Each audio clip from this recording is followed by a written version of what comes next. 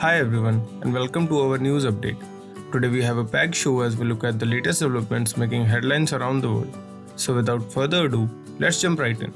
Starting off, campaigning for the fifth phase of the Lok Sabha elections has concluded, setting the stage for 49 constituencies to vote tomorrow, including high-profile areas like Amethi and Raebareli. The Bharatiya Janata Party and the India Bloc have ramped up their campaigns with high-pitched rhetoric.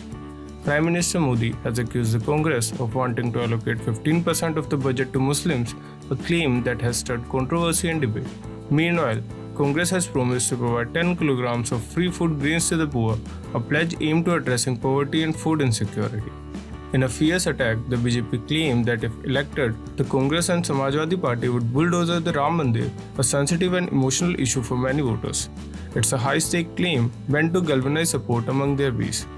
In the 2019 elections, the BJP won 32 out of these 49 seats, with the Congress holding on to Raebareli.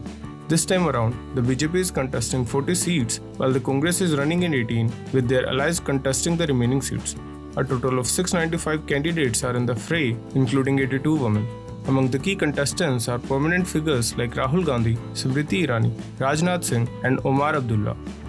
Even the capital Delhi has been buzzing with political activity. PM Modi, Congress leader Rahul Gandhi, and Delhi Chief Minister Arvind Kejriwal have been addressing rallies across various constituencies. Modi accused leaders of the NDA bloc for widespread corruption, specifically targeting the Congress-AAP alliance.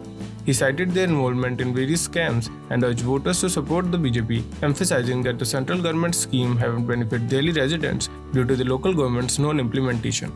Rahul Gandhi rebutted these claims by alleging corruption within the BJP through the controversial electoral bonds and criticized their overall governance. He highlighted the alliance's commitment to protecting the constitution and addressing critical issues like poverty and unemployment.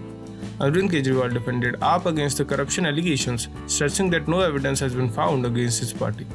He pointed out that these allegations are politically motivated and aimed at discrediting the AAP's governance achievements. In another story from Delhi, Vibhav Kumar, an aide to Arvind Kejriwal, was arrested by Delhi police in connection with an alleged assault on AAP member Swati Maliwal. Kumar has been remanded in custody for 5 days following the dismissal of his anticipatory bail plea. This case has quickly become a political flashpoint, with AAP accusing the BJP of orchestrating a conspiracy through police action. The BJP in turn claims that AAP lacks credibility and has criticized Kejriwal for not addressing the issue more robustly. Swati Maliwal has reported injuries, supported by a medical report, but CCTV footage showing her leaving Kejriwal's residence without apparent distress has raised questions about the timing and nature of her complaint. AAP has accused the police of political interference, including withholding FIR copies and potential evidence tampering. On the other hand, BJP President JP Nadda has criticized AAP's integrity, suggesting that the incident damages Kejriwal's reputation and credibility.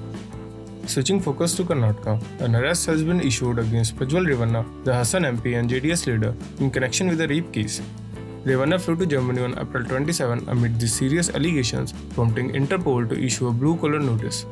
Reports indicate that Revanna has been traveling across Europe, visiting countries like Hungary, Austria, England and Dubai using his diplomatic passport. His return ticket to Bengaluru, initially scheduled for May 15, was cancelled, indicating no immediate plans to return to India. This warrant is based on a case registered at the Holy Narsipur Town Police Station for sexual harassment. In response, JDS Chief HD Dev Gowda has stated that he has no objection to action against Prajwal if he is found guilty, but also hinted that the case against his son HD Revanna might have been politically motivated.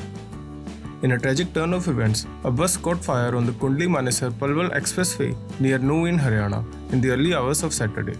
The bus carrying 62 passengers was travelling from Mathura, Uttar Pradesh to Jalandhar in Punjab. Most passengers were pilgrims returning from the holy town of Vrindavan. According to reports, the fire broke out around 2 am. Shockingly, some passengers allege the driver ignored requests to stop despite the smoke and flames. This has led the driver being charged by negligence and negligent driving. The fire tragically claimed the lives of 9 individuals, including a young girl, 5 women, and 3 men. It's important to note that 20 other passengers sustained burns and are receiving treatment. 4 fire tenders were deployed to control the blaze, and authorities are investigating the cause of fire. Moving on to the Middle East, Israeli leaders appear divided on how to proceed following the recent conflict in Gaza. Prime Minister Benjamin Netanyahu has sparked controversy by rejecting the idea of Palestinian leadership in Gaza. This stance creates a rift within the Israeli government and strains relations with the US, which has traditionally advocated for two-state solution. Adding fuel to the fire, the resurgence of Hamas fighters in northern Gaza has further heightened tensions. Defense Minister Yoav Gallant openly disagrees with Netanyahu and urges him to clarify that Israel won't establish civilian control over Gaza. This reflects a wider feeling within the war cabinet and military circles who criticize Netanyahu's war planning. Experts warn that this lack of clear plan benefits Hamas, potentially leading to its continued growth in power due to the absence of a viable alternative authority. This could necessitate either renewed Israeli involvement or a solution involving an Arab-led government in Gaza. This ongoing dispute underscores the complexity of Israeli-Palestinian conflict and the challenges of achieving lasting peace in the region. Shifting focus to international finance, a Russian court has ordered the seizure of assets belonging to European banks Deutsche Bank and UniCredit. This ruling comes in response to a lawsuit filed by Ruskim Aliens, a company involved in a gas processing plant project with German giant Lind. Following Lind's withdrawal from the project due to Russia's military actions in Ukraine, Ruskim Alliance sought compensation from Deutsche Bank and UniCredit. The St. Petersburg court ruled to seize €239 million from Deutsche Bank and around €463 million from UniCredit, reflecting the escalating legal and financial ramifications of Russia's actions on the global stage. Finally, on a positive note, the South African government is implementing measures to enhance visa processes for Indian tourists. With the proposal for introducing e-visas under consideration, President Cyril Ramaphosa seeks a joint report on visa clearance measures from relevant ministries. In first quarter of 2024, 16,000 Indian visitors arrived in South Africa, highlighting the potential for growth in tourism from the Indian subcontinent. Additionally, discussions are underway regarding a visa waiver for up to 90 days for passengers from China and India, members of the BRICS alliance. Additionally, the South African government has established a facilitation center within the tourism ministry to expedite visa processings for all nationalities.